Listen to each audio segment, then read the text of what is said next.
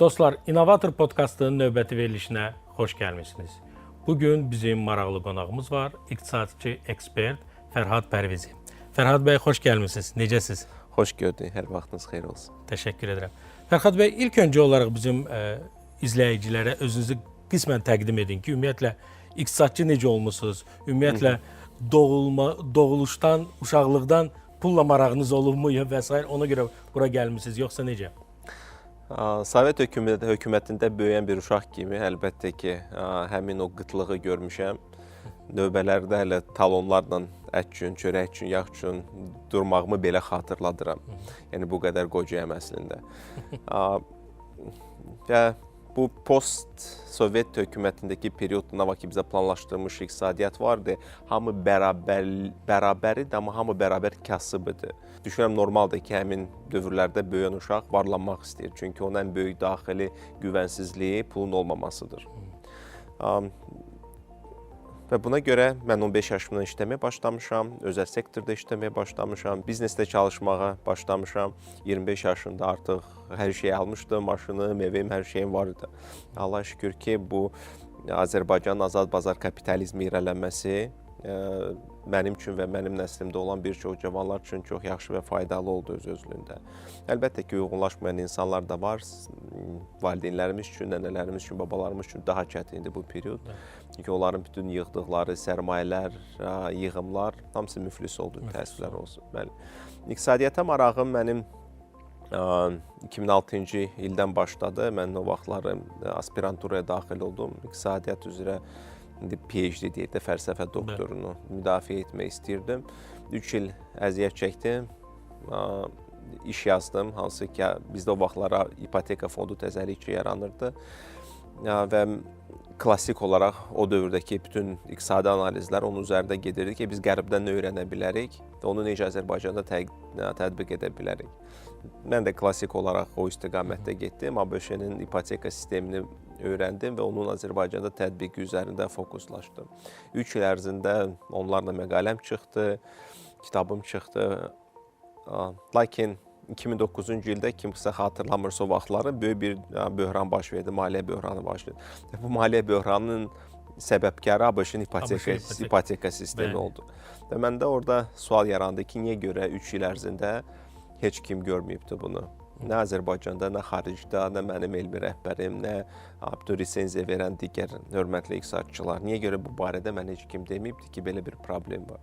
Bundan anladım ki, mən düşünürəm, biz həddən çox iqtisadi alətləri öyrənirik və çox az miqdarda iqtisadi fəlsəfəni anlayırıq. Çünki əgər siz düşünürsünüz ki, iqtisadçılar uğursuz ölkənin uğurlu necə etmək olar bilirlər, bunu bilmirlər. Mənə ən çox verilən sual budur. Azərbaycanı necə uğurlu etmək olur iqtisadçı perspektivdən? Deyirəm, heç cür. İqtisadçılar isə yalnız alətlər verə bilir. Lakin uğurlu ölkənin fundamentində, bönövrəsində onun ideologiyası durur, onun mədəniyyəti durur. İdeologiya biraz kəskin səslənə bilər, ona görə mən mədəniyyət sözünü işlədirəm. İdeologiyanın arxasında isə tarixi, fəlsəfi fikirlər durur. Biz indi Asiya ilə Qərb rastlaşmasını görürük də. Qərb hiperindividualizmə getdi və nəyə gəldiyini gördü. Hiperindividualizm onlara çox yaxşı iqtisadi azadlıqlar verdi, çox yaxşı pul gətirə bildi, iqtisadiyyatını böyüdə bildi. Amma paralelində ailə institutları dağıldı, münasibətləri dağıldı. Hazırda Avropada mən sonuncu statistikanı oxuyurdum. Ölkədən ölkəyə asılı olaraq 25%-dən 50% uşaqlar öz bioloji atalarını belə tanımırlar. Mədəniyyət dağıldı, dəyərlər dağıldı Avropada. Şərq isə eyni müddət son 30-40 ildə biz gördük ki, çox böyük irəliləyişlər əldə etdi, texnoloji irəliləyişlər əldə etdi, innovasiyalar əldə etdi, kasıbçılıqdan çıxa bildi. Amma həmin o şərq ölkələri ki, hansı ki, öz fəlsəfi dayağını anlayırdılar. Misal üçün, Singapur, Malaziya, Indoneziya, Çin, Vyetnam, Cənubi Koreya. Onlar hamısı Konfusyan fəlsəfəsi altında cəmləşmişdi və o fəlsəfənin üzərinə Qərbdə inkişaf etmiş iqtisadi alətləri saldılar və bunun səviyyəsində inkişaf etdilər. Fərhad bəy, bu bayaq qeyd etdiniz elə innovasiyalar verilişimizə uyğun olaraq da, bu ümumiyyətlə innovasiyalar iqtisadiyyatın əsas drayveri ola bilərmi? Sualı ortaya çıxır da. Yəni ki, misal üçün elə ölkələr var ki, orada yəni ilk baxışdan biz iqtisadçı olmadan, yəni ekspert olmadan baxırıq ki, orada innovasiya olmadan da iqtisadiyyat kifayət qədər yaxşıdır. Elə çox qırağa getməyək. Bir misalı özümüzdən götürək ki, bizdə neft var və neftdə də ciddi bir innovasiya olmadan hal-hazırda, ola bilsin ki, siz mənə düzəliş edərsiniz, iqtisadiyyatımız kifayət qədər pis deyil. Yəni və belə ölkələrdə çoxdur. Yəni misallar var da, misal üçün ərəb ölkələr və s. Bəli, orada da innovasiyalar artıq inkişaf edir. Bunu öz yerinə qoyaq. Amma bu labüddürmü, mütləqdirmi ki, belə deyək də innovasiya iqtisadiyyatı önə aparacaq? Bəlkə elə ölkələr var ki, oraya heç ehtiyac yoxdur innovasiya. Mən düşünürəm, innovasiya yeganə bir şeydir ki, hansı ki, ölkəni harasa aparacaqdır irəli. Qalan təşkil edən bütün struktur hissələr hamısı tükənəndir. Neft tükənəcəkdir, insan resursu limitlidir, kapital limitlidir. İnsan nə qədər işləyəcək, nə qədər onu işlədəcəksiniz. Kapital da sonsuz deyil. Yəni siz pul çap etməklə iqtisadiyyatı inkişaf etdirə bilməyəcəksiniz. Amma Amerika edir də bunu da. Neft və qaz. Amerika, yəni onu əgər biz Amerikanı qeyri-innovativ hesab edirik, onda ümumiyyətlə Silisium vadisini... Ümumiyyətlə bu verilişimiz diskussiya bağlıdır. Yəni siz dedikcə bir sual yaranır da. Yəni qıraqdan baxan insana, yəni bilənlər qismən bilir ki, Amerika dayanmadan dollar çap edir. Yəni müəyyən problemlər olanda, yəni bu da çıxış yoludur bəlkə. Heç innovasiya olmadan elə belə davam eləsələr bəlkə elə nə bilim 3000-ci ilə qədər normal gedə bilərlər. Yəni mən bu sualı iki hissəyə bölərəm. Birincisi innovasiyaların vacibliyi. Joseph Stiglitz'dir, Nobel mükafatı laureatı. Onun yaxşı bir sözü var. Deyir, iqtisadiyyatı heç nə kəşf etmək lazım deyil. Adam Smith artıq bunun hamısını yazıbdır 18-ci əsrdə. Həqiqətən Adam Smith öz Wealth of Nation millətlərin sərvəti kitabında qeyd etmişdi ki, millətin ən vacib sərvəti onun məhsuldarlığıdır. Və innovasiya olmadan siz heç vaxtları məhsuldar cəmiyyət, məhsuldar kapital əldə etməyəcəksiniz. Birinci sənaye inqilabı, ikinci sənaye inqilabı, üçüncü sənaye inqilabı, indi dördüncü sənaye inqilabını yaşayır. Onların hamısı onun üçün olunmuşdu ki, insanların məhsuldarlığı artsın. Cəmi 100 il öncə 1900-cü ilin əvvəlində əhalinin az qala 90% kənd təsərrüfatı ilə məşğul idi. Və biz cəmi vaxtları 2 milyard insanı deyik. İndi 8 milyarddan çox o, 8,2 milyard. Lakin kənd təsərrüfatı ilə məşğul olan insanların sayı 2%-dir və yenə də hamıya da yemək çatır. Həm bir xeyli azalmışıq iştirak perspektivdən, həm də ki, məhsuldarlığımız bir xeyli artıbdır o perspektivdən. ABŞ-ə gələndə bu təsvir olsun ki, o 2-ci Dünya müharibəsindən sonra yaranan nizamın bir problemi olaraq, Bretton Woods sistemin problemi olaraq bütün dünya dolları ehtiyat valutası kimi qəbul edibdir və bu ABŞ-yə həddindən artıq böyük səlahiyyətlər vermişdi ki, onlar dollar çap etməklə öz balanslarını qoruya bilirdilər. Yəni, dünyada nə neft satılırsa mütləq və mütləq dollarla satılmalıdır. Və neft də biz anlamalıyıq ki, dünyanın mühərriki var və bu mühərrik üçün yanacaq lazımdır. Nə kimi bu yanacaq neft və qaz idi. Ona görə bütün dünya müharibələri məhz neft yataqları üzərində ABŞ İraqa gəldi, bəli, sonra indi İrana göz dikiblər filan. Biz hətta bunu görə bilərik ki, Osmanlı İmperiyası, hətta Osmanlı İmperiyasından öncə belə Britaniyalılar bütün ərəb alimlərinin arxivlərini əldə alıblar və orada harda neft sözü var, onu araşdırıblar. Və harda neft sözünü tapıblar, həmin ölkələrə necəsə müdaxilə etməyə çalışıb ki, o enerji resurslarını özlərində saxlasınlar. Və enerji lazım olacaqdır. Yeganə indi üstünlük nədir? İnnovasiyaların yenə də hesabına biz artıq yeri qazmaqla, təbiəti korlayaraq, yer kürəsini korlayaraq bunu ehtiyac olmadan da əldə edə bilirik və küllü miqdarda əldə edə bilirik. Yəni ki, cəmi günəşdən yerə düşən gündəlik günəş enerjisi 2 saat ərzində bizim bütün bir illik planetin enerji tələbatını ödəyə bilər. Yəni ki, bu qədər pulsuz enerji var. Yəni, kainat Allah bizə göndəribdir. İnnovasiyalar enerji sektorunda çox-çox vacibdir. Yəni ki, Azərbaycanın da nefti qazı qutaracaqdır, aydın məsələdir. Ona görə biz həddindən artıq çoxlu yaşıl energetikə indi fikir veririk və yaşıl energetika innovasiyanın ən böyük sahələrindən biridir hal-hazırda. Burada siz bayaq da bir məqam qeyd etdiniz ki, valideynlərimiz və s. Bu iqtisadi perspektivdən mən baxıram da, yəni Sovet vaxtında sizin də çox güman ki, yadınızdadır, müəyyən bir banklar var idi, bu əmanət bank və s. İnsanlar ora bir iqtisadçı perspektivindən baxanda bu bir investisiya alətidir də, belə deyək. İnsanlar ora bir investisiya elədilər, amma nəticədə belə deyim də pullarını itirmiş oldular da. İndi burada onda elə çıxır ki, insanın iqtisadi bilikləri kifayət etmir. Bunun üçün ola bilsin ki, innovativ hər hansı bir həllər lazımdır ki, sən bunu analiz edib həqiqətən də buna investisiya etməyə gərəkdirmi və ya gərək deyilmi? Bunu analiz edə bilərsən. Məsəl üçün Sovet vaxtında belə instrumentlər yox idi, aydın məsələdir. İndi hal-hazırda bu instrumentlər olsa və olsaydı, bu bizə kömək edərdimi ki, bu belə deyim də yanlış investisiyanın qarşısını almaq? Yoxsa necə düşünürsünüz? Ya bu insanların sadəcə təbiəti belədir. Yəni harda pul görürlərsə, misal üçün 2x qazanma və s. dərhal sadəcə investisiya edirlər. Bütün sözləriniz düzdür. Sadəcə ayrı-ayrı perspektivlərdən yanaşmaq lazımdır onlara. Mənim 2012-ci ildə İqtisadi Dərslər adlı video bloqumu açdım. Məhz o perspektivlə ki, insanlar maariflənsin, iqtisadi prizmada maariflənsin. Siz bizim təhsil sistemimizə baxsaq, ibtidai məktəb, orta məktəb, ali təhsilə baxsaq, son 70 ildə dəyişməyibdir. Necə hələ Sovet hökuməti dövründə zavod və fabrik işçilərini düzəltmək üçün qurulmuş bir sistem idisə, elə də davam edir.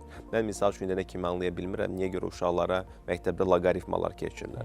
Yəni vurma, çıxma, bölmə cədvəllərini bilsəz, müasir zamanda süni intellekt də hətta bunları tam qapadır.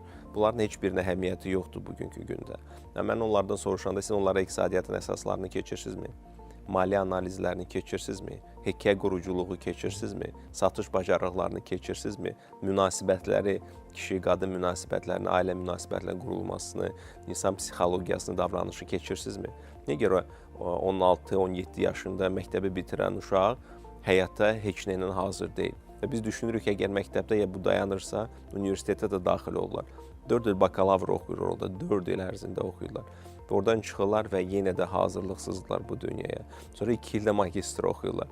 Biz 22 yaşına qədər uşaqların vaxtını lazımsız köhnəlmiş ideyalar üzərində qurulmuş bir təhsil sistemi üzərində gedirik. Sonra da gözləyirik ki, onlar innovativ olsunlar.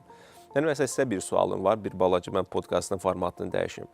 Sizin fikrinizcə Azərbaycanın innovativ kapitalı, kapasitəsi necədir? Sizin fikrinizi bilmirəm. Azərbaycan innovativ ölkədirmi, yoxsa yox? Yəni siz digər ölkələrə nisbətən olaraq innovasiya.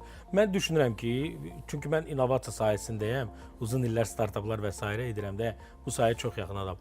Potensial olaraq, ölkə olaraq biz çox yüksək səviyyədəyik. Amma reallıqda, yəni belə deyim də, kağızda biz çox yüksəkdəyik, amma reallıqda kifayət qədər çox aşağıdayıq. Çünki belə deyim də, innovasiyanı implement etməyə o qədər də imkanlar yoxdur. Yəni bürokratik müəyyən əngəllər var. Bu imkanları ortaya çıxartmaq problemləri var, həm qanuni baxımdan və s. Yəni mən düşünürəm ki, potensial olaraq, yəni insan olaraq, fərd olaraq, kadr olaraq biz çox yüksəkdəyik. Amma reallıqda ortada qoyulanda çox aşağıda. Bu statistikalar da göstərir. Yəni startaplar və innovasiyanın implementasiyası üzrə statistikalar təqdim edilir hər il. Biz keçən il səhv etmirəmsə 90 neçənci yerdəydik, belə bir şey. Siz yaxşı bir söz işlətdiniz. Ölkənin, yəni insanların potensialı perspektivindən çox yaşlıdır. Siz o potensialı necə ölçürsünüz? Hansı meyarlar üzrə siz bu qərara gəlmisiniz ki, Azərbaycanlının innovasiya potensialı çox böyükdür? Baxın, mən hansı düşüncədən gəlirəm? Çünki insanlar, elə bir insanlar var ki, ya biz millət olaraq, bizə xas nədir? Yəni biz hər bir məqamdan bir qazanc mənbəsi axtaran bir yanaşmamız var. Yəni istənilən bir Avropa düşüncəli insan hər hansı bir sahədə o qədər qazanc yerlərini görə bilməz. Necə ki biz. Çünki bizdəki müəyyən bu təbiətimiz artıq belədir. Və biz bunu gördüyümüz halda çalışırıq bunu implementasiya edir.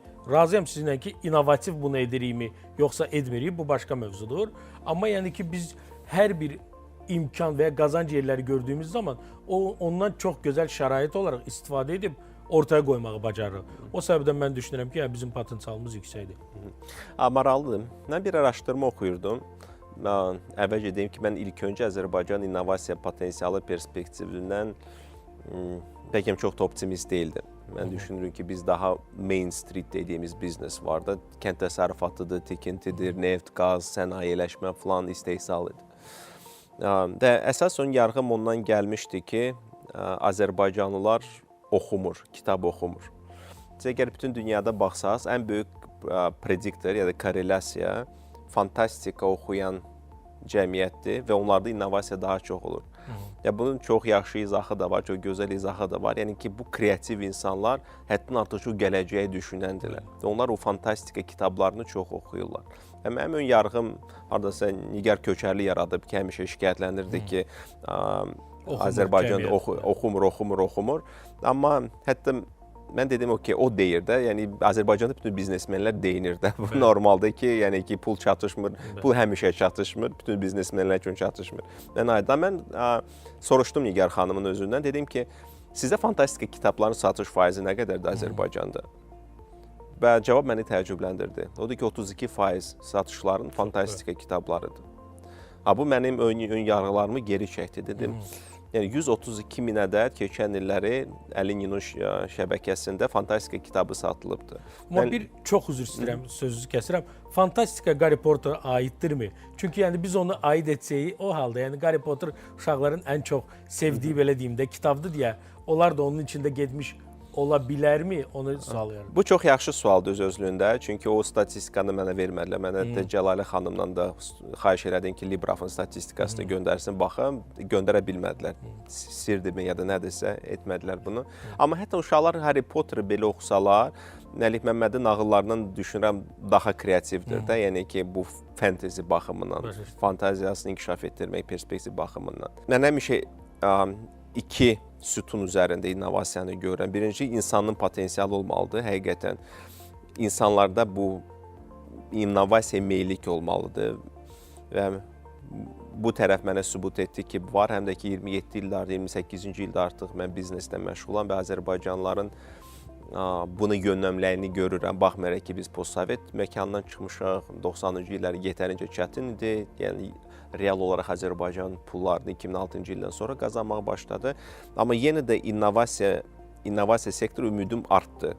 Mən hətta Azərbaycanın 5 ən böyük maliyyə konsalting şirkətlərinin birində çalışıram və öz qrupumuz daxilində əlavə bir komanda yaratdı, hansı ki, startup və innovasiya klasterində xidmət edəcəkdir. Bunu indiyənə kimi heç kim etmirdi ki, çünki heç kim inanmırdı buna. Mən inandım və mən etdim. Niyə görə? Çünki ikinci komponent gəldi. İnnovasiyanın uğurlu inkişaf etməsi üçün bizə mütləq və mütləq risk kapitalı lazımdır. Çünki innovasiyaların 99% uğursuz olacaqdır, fail olacaqdır. ABŞ niyə görə, misal üçün Avropada müqayisədə qat-qat yaxşıdır innovasiya perspektivi? Çünki onlarda kapital çoxdur və risk kapitalı çox böyükdür. Orada 50 milyon qaldırmaq 95% uğursuz bir layihə üçün çox asandır. Avropada siz heç vaxt bunu edə bilməyəcəksiniz. Buna görə Avropa çox geri qalıbdır. Və bizə bir Çin nümunəsi var, hansı ki, risk kapitalı dövlət tərəfindən verilir, dövlət tərəfindən dəstəklir. ABŞ-da bu özəl sektordur, çox varlı ölkədir, çoxlu pullar var, çoxlu çap edilmiş pullar var. Bu dolların çap olunması bir üstünlüğü odur ki, onlar nə qədərsə çap edib innovasiya sektoruna yatıra bilirlər. Çində də plus-minus eyni vəziyyətdir, sadəcə dövlətin rolu böyükdür, dövlət bu pulları ayırır. Bu səbəbdən də Çində də bu inkişaf baş verib innovasiya, amma Avropa qalıbdır. Çünki nə dövlət var, nə özəl var, heç kim risk eləmək istəmir. Çünki onlar belə orta sinif səviyyəsinə gəliblər. Bilirsiniz, o Marksın, Trotskinin cənnətini yaşayırlar da, indi orta sinifdilər, hamısı hər şeydən razıdırlar, kimsə işləmirsə dövlət dəstəkləyəcəkdir, verəcəkdir. Motivasiya yoxdur insanlarda inkişafa doğru. ABŞ-də belə deyil, çünki sən orada işləməsən məhv edəcəkdir səni sistem, iqtisadiyyat. Çində belə deyil, çünki onlar bilirlər ki, onlar kasıblar, uzun müddətli düşünürlər, onlar ABŞ ilə rəqabətdədirlər və bu rəqabətdə daim olaraq çox çalışmalıdırlar. Avropada bu çox çalışma mədəniyyəti yoxdur bu səbəbdən. İndi də Azərbaycan hökuməti, səhv etmirəm, təkcə bu illəri 25 milyon Azərbaycan investisiya şirkəti tərəfindən startuplara ayırıbdır. Bu məni sevindirir ki, o ilkin risk kapitalını verir ki, Azərbaycanda innovativ dəstəyə nəsə olsun. İndi hansı formada ayrılacaq, ayrılmayacaq? Mən bu səbəbdən bu sferəyə daxil oldum, şəxsən özüm ki, mən həm founderləri dəstəkləyək, çünki onlar hələ puxtələşməyiblər liderlər olaraq. Mən onlara böyük bir hörmətim var. Onların enerjisi möhtəşəmdir sadəcə olaraq. Onlarla danışırsan, belə bir atom stansiyasına sənə qoşublar və elektrik verirlər də. Yəni ki, balaca bir kəndi elektrikləşdirə bilərlər də öz enerjisi ilə. Hamı strukturlaşdırmış deyirlər. Onlara biznes strategiyalar lazımdır, biznes planlar lazım falan. Bir istiqamətim odur, startup founderlərini coach edərək onların düşüncə tərzini biznesə uyğunlaşdırmaqdır. İkinci tərəfdən də dövlət üçün və investorlar üçün onlar ayırdığı pulun düzgün xərclənib xərclənməməsinə baxmaqdır. Çünki biz təəssüflər olsun ki, belə hallarla da rastlaşa bilirik ki, haradakı founderlər deyirlər, Baliyə gedirik təlimə, hansısa bir startup öyrənməyə, amma əslində Baliyə gedirlər keyf eləməyə. Yəni ki, bunlar da olur və bütün bunları təəssüflər olsun ki, hər şeyi nəzarət etmək olmur. Hər şeyi nəzarət etmək istəsəz, onda innovasiya olmayacaqdır və bu balansı qorumaq üçün biz həmin bu körpü rolunu oynamağa çalışıram investorlar tərəfindən, bir də startup founderlər tərəfindən. Çünki hal-hazırda hamısı boş-boşuna gedir. Necə gedirsə gedir, bir strukturlu yanaşma yoxdur. Və görək, bunun nəticəsi nə olacaqdır. Mən inanmağa başlamışam Azərbaycan innovativ insanların potensialına ki, onlar həqiqətən bunu edə bilərlər. Risk kapitalı gəlibdir. Yeganə indi biz o məsələyə gəlirik ki, Azərbaycanda bu fəlsəfə, mədəniyyət, ideologiya nədir, kökündə duracaq. Məsələn, Azərbaycanda milyarder startapçı çıxsa, Azərbaycanda rahat yaşaya biləcəkmi? Misal, gəlin bəsi şərtlərdən başlayaq. Ferrari sürə biləcəkmi Azərbaycanda? Ferrari artıq var, yollar nisbətən düzəlibdir. Havası yaxşı olacaqmı? O təmiz hava almaq istəyəcəkdir. Öz uşağını yaxşı məktəbə aparmaq istəyəcəkdir. Yaxşı məktəbi var, yoxdurmu?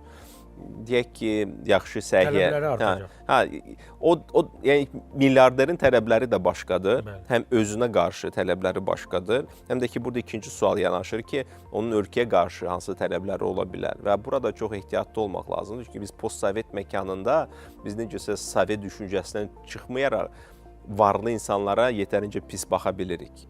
Qısqanclıqla baxa bilirik. İstər məmur səviyyəsində olsun, istər vətəndaş səviyyəsində olsun. Bunu dəyişmək lazımdır. Mən yadımdadır, keçən ilin aprelində bu ərəfələrdə ABŞ-da idim, San Francisco'da idim. Onların San Francisco mərkəzində Union Square vardı, elə bil ki, ən mərkəzi yerdədir. Nerede yol aracısında dururdum, gözləyirdim ki, yaşıl işıq yansın keçim. Çöndürəm belə baxıram, burada Steve Cook durubdu da, yəni Apple-ın CEO-su durubdu düz yanımda və Tim Cook, Steve Jobs deyəcəkdim, Tim Cook yanımda durubdu və belə yanımda da keçir. Yəni ki, heç kim, yəni nə axranası, heç kim yoxdur da, rahat şəkildə 3 trilyon dollarlıq şirkəti idarə edən insan belə rahat gəzə bilir də. Yəni ki, bu tipli insan Azərbaycanda yaşaya bilərmi? Bu tipli insan Azərbaycanda təzyiqlərə məruz qala bilməzmi? Bax, bu mədəniyyəti də qurmalıyıq cəmiyyət olaraq ki, bütün bu startup founderlər burada pul qazanaraq qaçmasınlar Dubaya. Çünki hətta biz Avropadan da bu böyük qaçışı gözləyirik. Amma bunun əks tərəfi var. Siz deyirsiniz ki, startuperlər milyonçu, milyardçı olsunlar, inşallah ki olsunlar. Onlar buradan qaçmasınlar. Amma bizim əks problemimiz var da. Əks problem ondan ibarətdir ki, bu ayrılan pulların böyük bir hissəsi investisiya olaraq yerli startuplara edilmir. Yəni, mən investisiya edən şirkətləri də, VC-ləri də və s. anlayıram. Niyə? Çünki onlar statistikaya baxırlar, sizin balansınıza baxırlar, sizin MRR-ınıza və s. baxırlar ki, yəni gəlir nə qədərdir və s. Əlbəttə ki, Azərbaycanda olan startupın, belə deyim də, göstəriciləri kifayət qədər də yaxşı deyil, amma potensiallı startupdır. Ola bilər çox güman ki, yaxşı ideyası var. Ona görə də VC-lər də əlində olan cüzi bir məbləğ, bayaq siz 25 milyon dediniz bu ilə ayrılıb. Bundan qabaq ümumiyyətlə məbləğlər 1 milyon və 5 milyon arası idi, çox az idi. Onlar da ona baxırlar, əllərində olan cüzi məbləği yaxın ölkələrdə olan Türkiyədir, Qazaxıstandır, Özbəkistandır, orada daha potensiallı olan startuplara investisiya edirlər və nəticədə elə çıxır ki, yəni ölkədə yaranılan fond ölkədə innovasiya və startupın inkişafına heç bir töhfə vermiş olmur. Burada hər tərəfli anlamaq lazımdır. Əgər hansısa bir Azərbaycan startupı sırf Azərbaycan bazarı üzərində bir produkt yaradırsa, məhsul yaradır, mən bunu dəstəkləmirəm. Azərbaycan bazarı balacadır, insan perspektivi baxımından, yəni sayı baxımından. İkincisi kasıbdır. Yəni Azərbaycanın orta əmək haqqısı o qədər də yüksək deyil. Ona görə nə startup yaradılacaqsa, onun miqyaslama kapasitəsi olmalıdır. Mən nə görürəm adətən? Bəzi bu startup competitionlarda iştirak edirik. Bu yaxınlarda bizim şirkət olaraq özümüz ayrıca bir startup competition edəcəyik. RID-in dəstəyi ilə. Mən onlarda görürəm ki, onlar xarici hansısa bir produktu, məhsul lokallaşdırırlar və adını qoyurlar ki, startup innovasiya. Yəni ki, mən deyirəm, Azərbaycanda nə edirsiz edin, yəni ki, böyük pullar olmayacaq. Siz heç vaxt milyonçu olmayacaqsınız, qalmışdı 2 milyarder olacaqsınız da, variant yoxdur. Mən deyirəm, biraz kənar düşünün də. Niyə görə təkcə Azərbaycanı götürürsünüz? Siz Azərbaycanda işləyərək, oturaraq sizdə prinsipcə vergi perspektivindən bir çox münasib şərtlər verilibdir sizə. Götürün bu produktu xarici bazarı anlayın, onların dəyərlərini anlayın. Yəni bütün produktlarınız, bütün məhsullarınız cross mədəniyyət üzərində olmalıdır. Nəinki yalnız Azərbaycan üçün olmalıdır. Ona görə kimsə deyirsə mən Azərbaycan üçün nəsə startap yaradıram, mən deyirəm bunun perspektivi yoxdur. Sən gedib şirkətdə çalışsan, hansısa bir yaxşı şirkətdə çalışsan, ondan çox pul qazanacaqsan. Sadəcə sən egon var ki, yox mən öz şirkətimi qurum, mən sahibkar olum. Amma pulla ölçülməlidir də, you're in the business. Yəni ki, sən gedib xeyriyyətçiliklə məşğul deyilsən də, sən pul qazanmaq istəyirsən, əgər başqa yerdən daha yaxşı pul qazana bilirsənsə, orada da fokuslaşmalısan. Deməli, sənin dəyərin o deyil, sənin qatdığın dəyər cəmiyyət üçün o deyil ki, sən pul qazana bilmirsən. Mənim üçün pul dəyərin indikatorudur öz-özlüyündə. Əgər sən pul qazana bilirsənsə, mən yenə də düzgün yollarla pul qazanmaqdan söhbət gedirəm də. Əlbəttə ki, həyat qeyri-qanuni yollar olmasın. Bəli, könlünü şeytana satmaqla qazanılan pullardan getmir də. Yəni ki, əgər cəmiyyət könüllü olaraq sənin məhsuluna bu pulu verirsə və səni varlı edirsə, bu çox Bill Gatesi götürək də. Biz hamımız onun milyardlarını saya bilirik. Amma onun ofis proqramları bizə neçə trilyonlarla qazandırıbdır. Müqavilələr imzalamışam, prezentasiyalar hazırlamışam, Excel-də tablolar hazırlamışam və bunu Bill Gates edibdir. Daxil olmusunuz, universitetdə müəyyən diplom almışsınız, yəni hər şey kömək edir. Bəli. Və bunu siz yalnız o milyardlarını görürsünüz, amma cəmiyyətə qazandığı trilyonları görmürsünüz də. Çünki Bill Gates olmasaydı o vaxtları da, yəni ki PC, personal computer, ümumi insanlara şamil olunmayacaq. Çünki yalnız proqramçılar işləyirdi. O personal computeri insanlar üçün əlçatan etdi. Çox üzr istəyirəm, sözünüzü kəsdim. Bu iş yerindən danışdıq biz. Ümumiyyətlə, innovasiya iş yerində dağıdıcı və yaradıcı rol oynayır.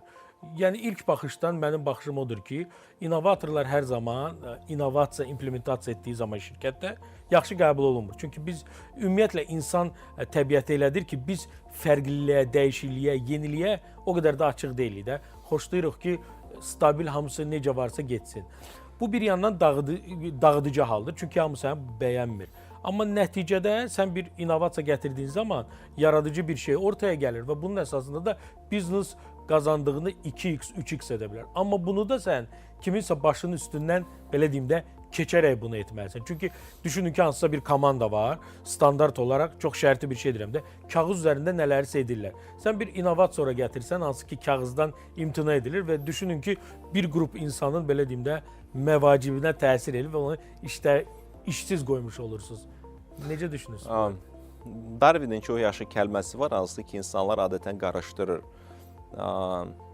Hamısı düşünür ki, onun təkəmmül nəzəriyyəsində hamı düşünür ki, güclü olan qalib gəlibdir. Amma Darwin onu deməyibdir. O deyib ki, the most adaptable to the change. Yəni, dəyişikliyə ən tez uyğunlaşan o qalib gəlir. Və bu, həm insan təkəmmülü perspektivindən, həm təşkilatı təkəmmül perspektivindən, həm dövlət təkəmmülü perspektivindən ən vacib şey odur. Görkəmli iqtisadçı Joseph Schumpeter yaxşı bir termin icad etmişdi, creative destruction. Yaradan dağıdıcı qüvvə. Yəni ki, bütün sənaye inqilabları əslində budur. Biz əgər Lutçular hərəkatına gəlsək, birinci sənaye inqilabı, nə vaxt ki, tikiş aparatları icad olundu və əllə tikənlərin hamısı işsiz qaldı. Yəni ki, onlar başlayırdılar bu aparatları sındırmağa, yandırmağa və Lutçular hərəkatı yarandı. Sonra Ford gəldi, öz konveyerusunu gəldi, antifordizm hərəkatı yarandı. Sonra Yaponiyada robotlar yaradıldı, robotlara qarşı böyük bir etirazlar olmağa başladı. İnsanlar daim olaraq bundan qorxur, amma biz fundamentdə görürük ki, insanın həyatı yalnız yaxşılaşıbdır bugün texnoloji irəliləyiş üzərində. Əvvəl kənd təsərrüfatında, ağır sənayedə işləyən insanlar indi robotlar qurur, software yazır, data analitikasını edir. Yəni ki, siz həqiqətən əllə işləmək istəyirsinizmi 21-ci əsrin 25-ci ilində? Əl əməyi olacaqdır. Xüsusən Azərbaycanda kimi-kasıb ölkə üçün bu çox vacibdir. Kənd təsərrüfatıdır, sürücülər lazımdır falan və böyük bir dəstək və böyük bir hörmətim var hər bir sahə, hər bir əmək fəaliyyətinə. Amma siz əlinizlə pul qazandıqca o limitləşir. Sizin 12, 14, 16 saat işləyə bilərsiniz də, gündə ondan çox işləyə bilməsi qanunvericilik ümumiyyətlə 8 saatdan çox icazə vermir. Yatmalısınız, yeməlisiniz, öz həyatınıza, ailənizə vaxtınız olmalıdır. Ona görə biz belə bir sistem qurmalıyıq ki, hətta biz yatanda belə bu işləsin və pul gətirsin iqtisadiyyata. İqtisadçının və iqtisadiyyatın bir nömrəli vəzifəsi bu rifah piroqunu böyütməkdir. Yəni, çoxlu pul olsun. Onun bölüşdürülməsi kimə necə çatacaq, bu artıq ikinci məsələdir. Bu heç iqtisadiyyat məsələsi deyil. Ona görə iqtisadçıların fokusu artımdır, growth. Onun üzərində fokuslaşmaqdır. Ona görə hər bir şey onun üzərindən məsləhətlər verilir. Biz ümumiyyətlə necə düşünürsünüz? Azərbaycanda iqtisadiyyatın inkişafı üçün innovativ sahələrin ən perspektivlisi hansıdır? Yəni hansı sahələr ola bilər? Ya bizdə zaten çoxlu sahələr o qədər də inkişaf etməyib. Biz reallığa baxda dediyimiz kimi, yəni daha doğrusu inkişaf edən sahələr çoxdur. Amma yəni yan-yana qoyanda aralarında çox böyük uçurum var. Yəni misal üçün neft-qaz sektoru o qədər inkişaf edib ki, yanında olan digər sahələr həddən artıq çox kiçik görsənir.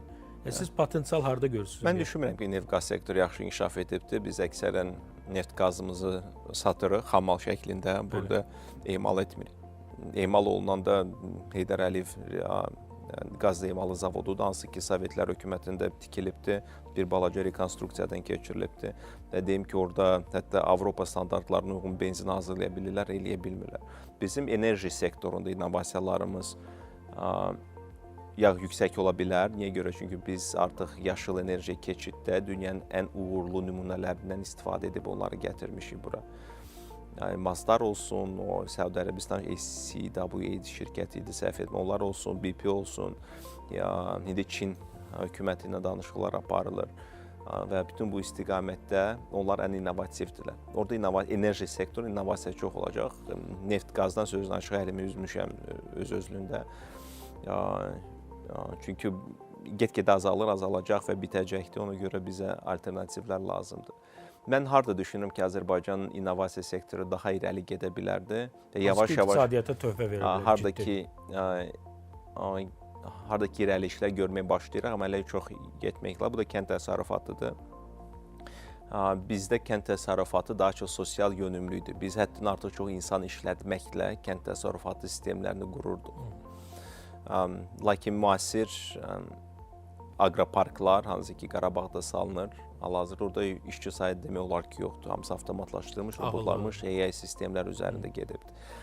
Biz bir şey unutmamalıyıq ki, bütün iqtisadi tərəqqi, bütün innovasiyalar sonunda insanın həyatını rahatlamaq üçün olmalıdır. Yəni ki, insanlar bu dünyada olmazsa, artıq iqtisadiyyat heç kimə lazım deyil. Ona görə bu post-apokaliptik senarilərə ki, terminatorlar gələcəkdir, bizə maşınlarla dava olacaqdır, onlar bizi məhv edəcəklər. Okey, etdilər, sonra nə olacaqdır da? Yəni ki, əgər insan həyatı yoxdursa, nə üçün mübarizə aparacaqlar, kimə işləyəcəklər, kimə yaxşılaşdıracaqlar. Kimə lazımdır da bu dünya? Robotlara düşünmürəm ki, bu dünya çox lazımdır. Ona görə hər bir innovasiya, hər bir yeni bir məhsul həmişə və hər zaman prioritetdə insanların həyatını rahatlamağa yönəlməlidir. Və buna nəzər salsa, insanlar həmişə yedizdirmək lazım olacaqdır. Yəni ki, dünya nə olursa olsun, nə qədər innovativ olursa olsun, sən milyarderi, o sən pomidoru, xiyarı, arpavı yeyəcəksən də onsuz da. Azərbaycan bu istiqamətdə potensialı çoxdur. Fintechdə də istərdim ki, biraz çoxalsın, amma bir həddən çox böyük regulativ faktorlar var orada. Misal üçün Visa, Mastercard və filanlar öz etibarsızlığını göstərdi. Bir balaca sanksiyalar olan kimi, bir balaca dünya intizamı dəyişən kimi onlar çıxırlar ölkələrdən. Ona görə düşünürəm, ölkənin özünün həm elektron pul olmalıdır, həm də ki, öz ödəniş sistemi olmalıdır və fundamentdə banklardan asılılıq az olmalıdır. Bizim hər şey bağlamışıq banklara. Mən sizə pul göndərmək istəyirəmsə, mütləq bank oradan qazanacaqdır. Yəni, niyə görə sualı var da? Bütün bunlar olmamalıdır. Mən fintechin də pozitivliyə doğru və müstəqilliyə doğru dəyişməsini əlbəttə ki, çox istərdim. Mərkəzi Bankın yeni rəhbərliyi buna açıqdır. Amma yenə də anlayıram ki, çətin prosesdir. Elektron pula keçid, bankirlərin lobbisi çox güclüdür. Biz deyək ki, blockchain yaratdı, elektron manat yaratdı Mərkəzi Bank və dedi ki, mən artıq birbaşa sizə pulu köçürə bilərəm. Banka ehtiyac yoxdur. Nə dərəcədə buna cəsarətləri çatacaqdır bank lobbisinə qarşı getməyə, bu maraqlı sualdır. ənənəvi sektora mən gəlmək istəyirəm. Ənənəvi bizneslərdə, yəni innovasiya implement edə biləcəyiniz sahələr var. Biz bunu gözəl bilirik.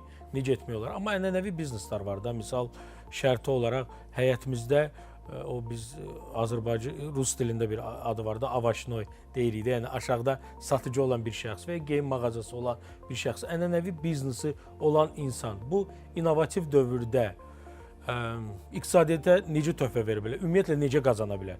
Çünki yəni onların belə deyim də hər hansı bir geyim satırsa artıq elektron kommersiya saytları o qədər inkişaf edib ki, onların zaten gəlirləri qismən aşağı düşür və artıq bir neçə ildən sonra bəlkə də 3-4-5 ilə artıq onlar olmayacaq artıq o mağazalar. Yəni onlar nə etsinlər? Mən düşünürəm digitallaşma bütün bizneslər üçün çox vacibdir. Data analitika bütün bizneslər üçün çox vacibdir.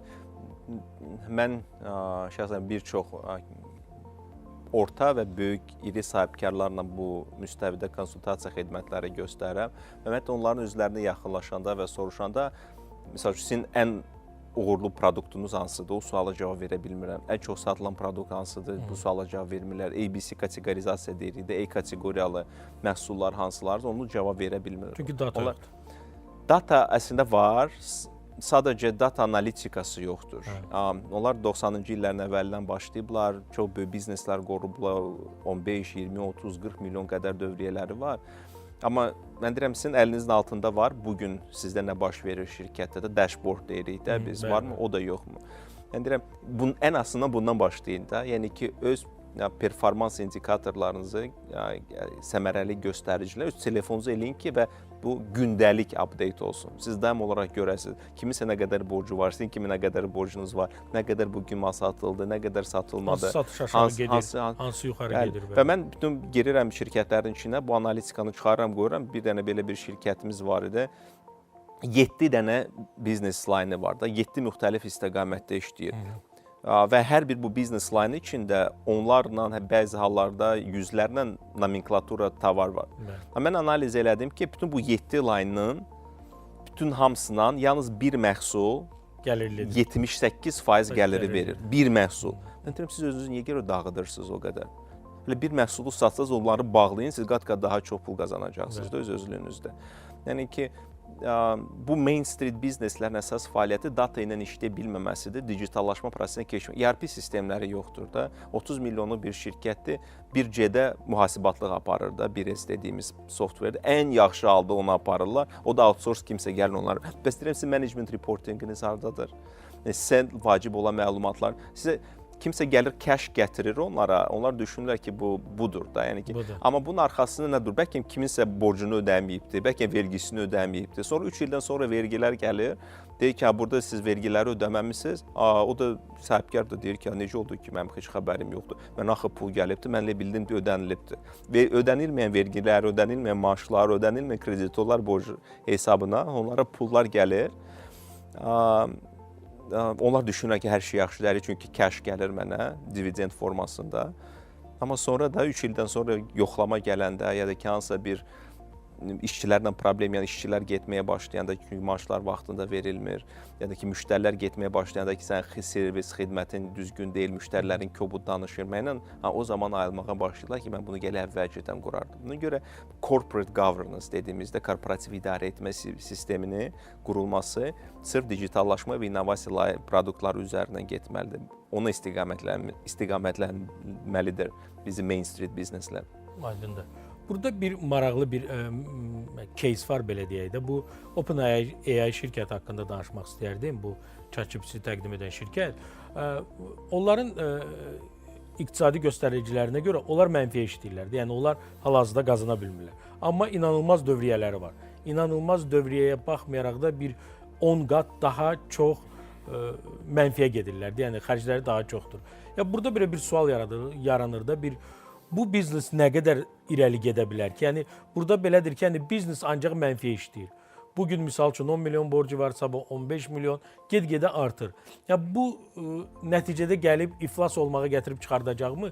Yoxsa dövriyyədə olan o pul dövriyyəsi o dərəcədə vacibdir ki, investorları ondan əl çəkə bilmirlər. Ya bu çox belə maraqlı bir mövzudur. Yəni burada həm mənfi tərəfi var, həm müsbət. Buna bağlı fikriniz var mı?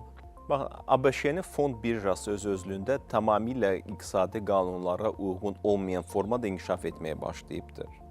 Xüsusən dot-com bubble-ından sonra 1999-cu ildən sonra onlar həddindən çox fikri potensiala yönəldiblər, nəinki reallığa yönəldiblər. Biz burada hardasa Warren Buffett-in mindsetini götürürük və digər investorların mindsetini götürürük. Warren Buffett həmişə deyir ki, mən yalnız o şirkətə pul ayırıram ki, harda ki zavod var arxasında, fabrik var arxasında, dividend var, ödəyir, uzun illərdir işləyir.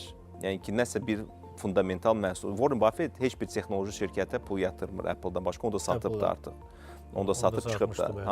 Onunki mebel mağazalarıdır, BYD-yə yatırım yatıbdır. Çünki görüb ki, Manhattan boyda bir zavodları var, vizyon var, mən nə bilim, mebel satış şəbəkələrindən pul ayırır. Belə də hard asset olan, satışı olan və dividend ödəyən bir şirkətlər. Dəqiq Amerikadakı bu, həddən artıq bu lazımsız pul çapı o qədər rahatlaşıb ki, o qədər bu çap olunmuş dollarlar var ki, bunu çox sevdiyim bir iqtisadçı var, Ludwig von Mises, mal investment yaradırdı, pis investisiyalar yaradır. Bu ki çox ucuzdur, dot-com bubble-ından sonra faiz dərəcələri 1-2%-ə düşdü. O qədər pul çap etdilər, verdilər ki, bazara. Yəni bu pullar əsas almaq lazım. Ona görə onlar bütün əssetləri şirtdilər. Sən də texnologiya şirkətlərinin əssetlərini şirtdilər. Tesla'nın əssetləri öz-özlüyündə şişdi və bütün bu AI xüsusən indi yeni bir bubble yaranmış kimi görsənə bilər. Həddindən artıq çox expectation, gözləntilər həddindən artıq çox böyükdür. Ola bilsin ki, bubble da ola bilsin ki, olmayacaq. Amma yenə ona gəlirik ki, ABŞ bazarı risk kapitalı çoxdur orada. Onlar uğursuzluğa gedirlər, çünki dollar çoxdur həddindən artıq, onlar geri risk edə bilirlər. Bunun sayəsində qabağa da gedirlər, bunun sayəsində də bütün dünyanı böhranlara salırlar. Ona görə belə 10-15 illikdən bir sikla giririk. Çox yaxşı gedir, yaxşı dadan, sonra negativ bus cycle gəlir. Sonra yenə də boom sikla gedir, sonra bus cycle gedir.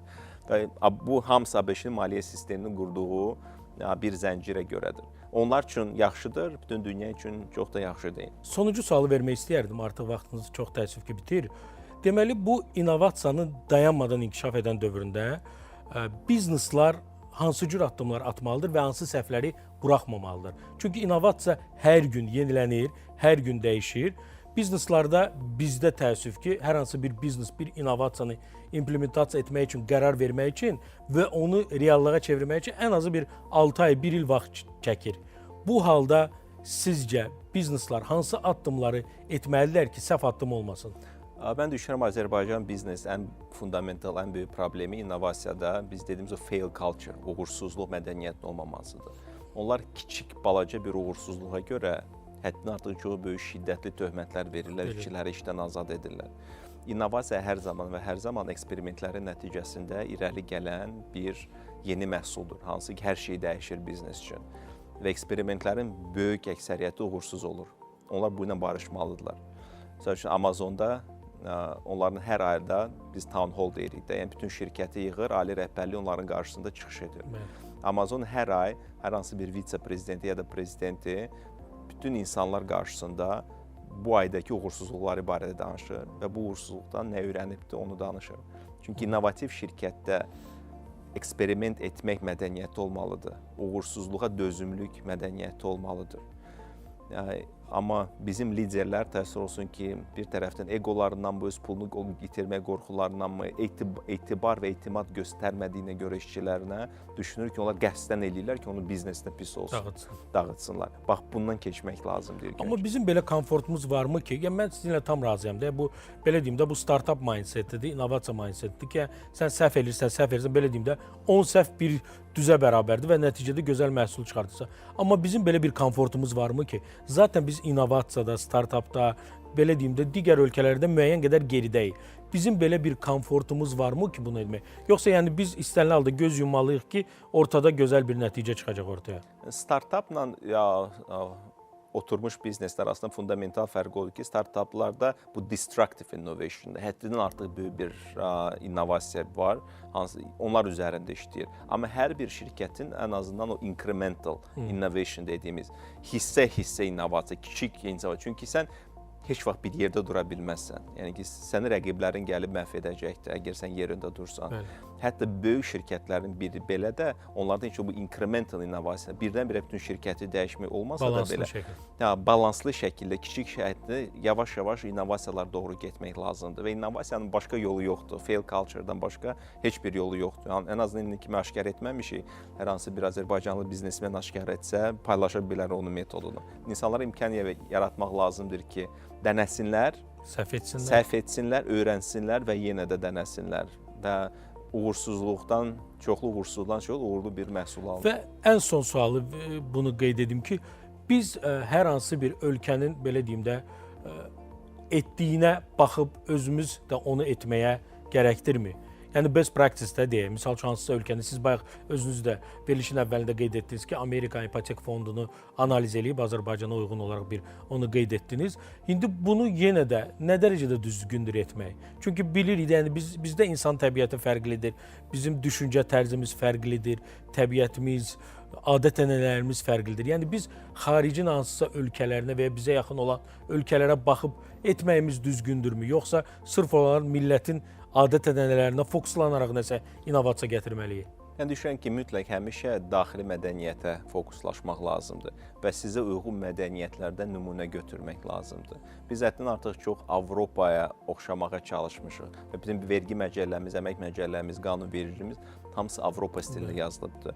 Amma biz Avropaya baxanda onlar kimi olmaq istəyirikmi? Yəni ki, istər ailə modeli baxımından, istər innovasiya baxımından, istər iqtisadiyyat baxımından, yəni ki, çox zəifliyib, çox geridə qalıbdı son 30 ildə. Lakin biz son 30 ildə Avropanın özümüzə modeli seçmişdik, onlardakı kimi olmağımızı istəyirdik. Amma indi görürük ki, prezidentimiz də keçən həftə Çində o səfərdə oldu, o modelin bizə daha uyğun olub olmadığını da anlamaq lazımdır. Mən onu görürəm, hər bir şeyi milli mənəviyyatımızı, milli mədəniyyətimizi anlamaqdan başlayır.